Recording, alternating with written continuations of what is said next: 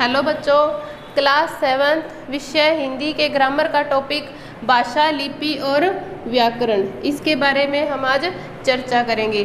तो सबसे पहले क्या है भाषा, कि भाषा किसे कहते हैं। हम समाज में रहते हैं, मनुष्य सामाजिक प्राणी है। समाज में रहते हुए हम एक दूसरे बातचीत करते हैं, अपने विचारों का आदान प्रदान करते हैं। जिस माध्यम से हम अपने विचारों का आदान प्रदान करते हैं उसे ही क्या कहते हैं, भाषा कहते हैं। तो भाषा किसे कहते हैं, अपने विचारों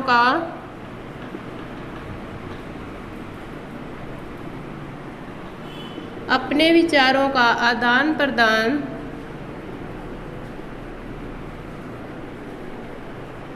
या अपने विचारों को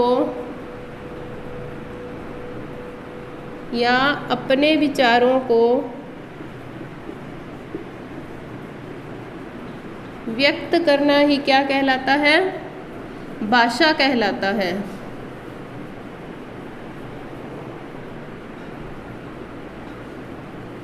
भाषा कहलाता है। हम अपने विचार कैसे व्यक्त करते हैं, बोलकर या लिखकर या इशारों के माध्यम से। तो इस तरह भाषा के कितने रूप हुए, भाषा के 3 रूप हुए। नंबर 1 मौखिक भाषा,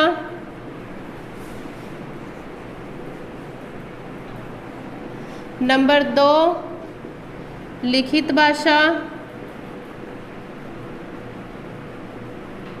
और नंबर 3 कौन सा हुआ, सांकेतिक भाषा।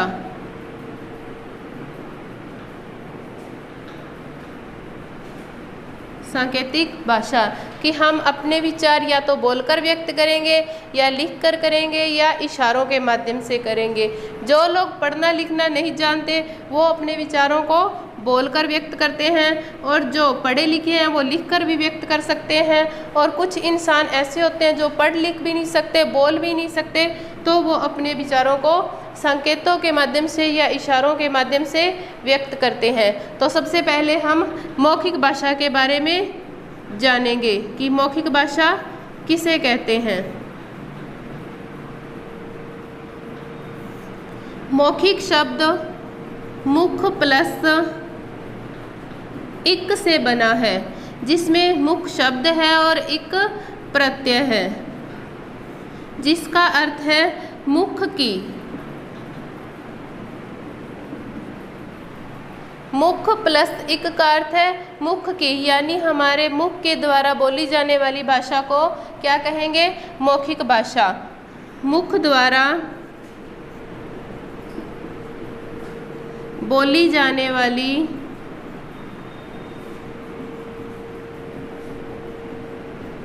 भाषा क्या कहलाएगी, मौखिक भाषा कहलाती है।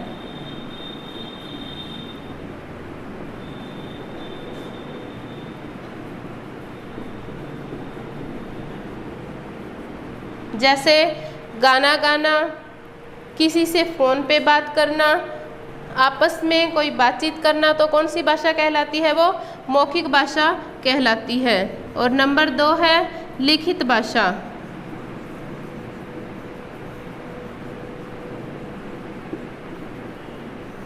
मौखिक भाषा में एक बात और है कि ये भाषा स्थायी नहीं होती, क्योंकि हम बातें तो बहुत सी करते हैं, सभी बातें लिखते नहीं तो उनको वापस कभी देख नहीं सकते। तो मौखिक भाषा जो होती है ये स्थायी नहीं होती, सिर्फ ये बोली जाती है। जो लिखित भाषा होती है, लिखित भाषा लिख प्लस इत प्रत्यय से बनी है। लिख मूल शब्द है, इत इसमें क्या जुड़ा है, प्रत्यय जुड़ा है, जिसका अर्थ है लिखी हुई। जो लिखी हुई होती है उसे क्या बोलते हैं, लिखित भाषा कहते हैं। जैसे अखबार पढ़ना, कोई न्यूज़पेपर में कोई खबर पढ़ना, ये भाषाएं क्या होगी, लिखित भाषा होगी। लिखित भाषा जो होती है वो स्थायी होती है, क्योंकि इसको हम लिखी हुई सामग्री को कभी भी देख सकते हैं। लिखित भाषा के माध्यम से ही हम अपने इतिहास को जान सकते हैं। तो नंबर 3 कौन सी भाषा है, सांकेतिक भाषा।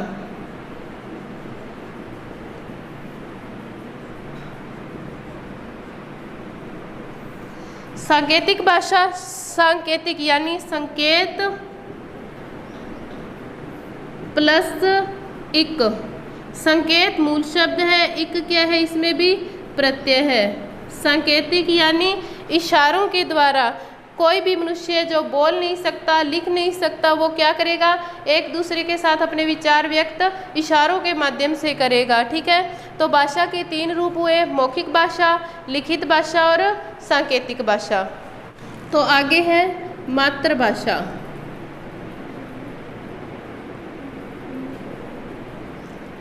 मातृभाषा यानी जब बच्चा जन्म लेता है तो वह अपने परिवार में रहता है, परिवार में वह सबसे नज़दीक अपनी माता के होता है। जो माता की भाषा होती है, शिशु वही भाषा ज़्यादा बोलता है, तो उसे कौन सी भाषा बोलते हैं, मातृभाषा।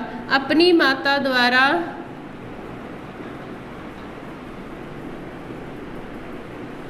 बोली जाने वाली भाषा को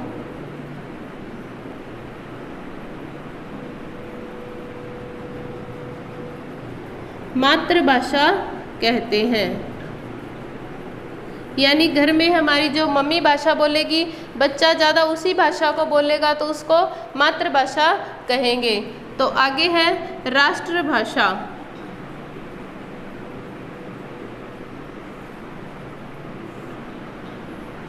जो भाषा पूरे राष्ट्र में बोली जाती है उसे राष्ट्रभाषा कहते हैं। राष्ट्र में बोली जाने वाली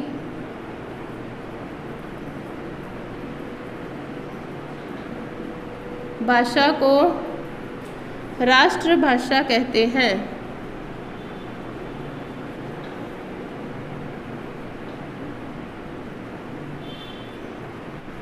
राष्ट्रभाषा के बाद में है राजभाषा। जब किसी एक भाषा से देश का कामकाज नहीं चलता तो दूसरी भाषा का यूज किया जाता है। जिस भाषा का अधिकतर यूज किया जाता है उसको राजभाषा कहा जाता है। कि राष्ट्र में एक भाषा के अलावा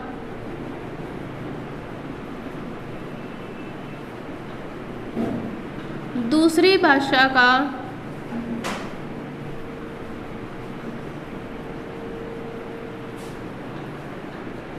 प्रयोग करना राजभाषा कहलाता है।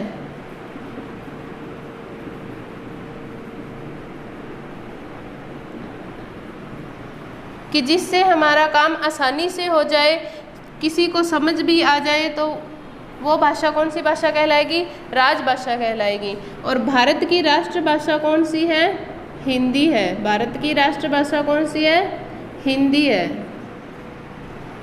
तो राजभाषा में क्या लिखेंगे कि सरकारी कामकाज में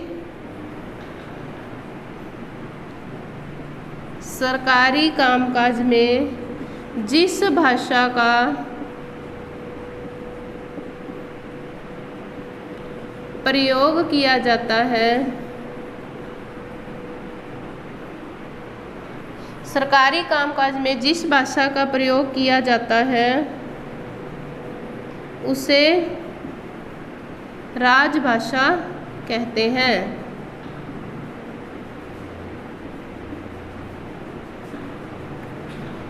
तो भारत की राजभाषा कौन सी है, भारत की राजभाषा हिंदी है।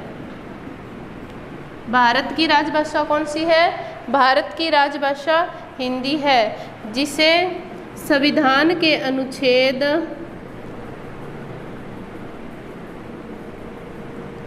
343 में 14 सितंबर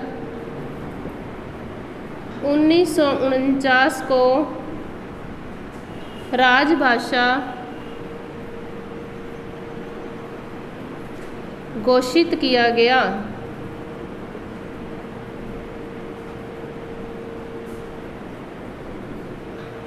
अब हिंदी को राजभाषा कब घोषित किया गया, 14 सितंबर 1949 को। तो हिंदी दिवस कब मनाया जाता है, हिंदी दिवस 14 सितंबर को मनाया जाता है। तो बच्चों, हमने आज भाषा टॉपिक कंप्लीट किया है। लिपि और व्याकरण टॉपिक हम अगले पार्ट में करेंगे।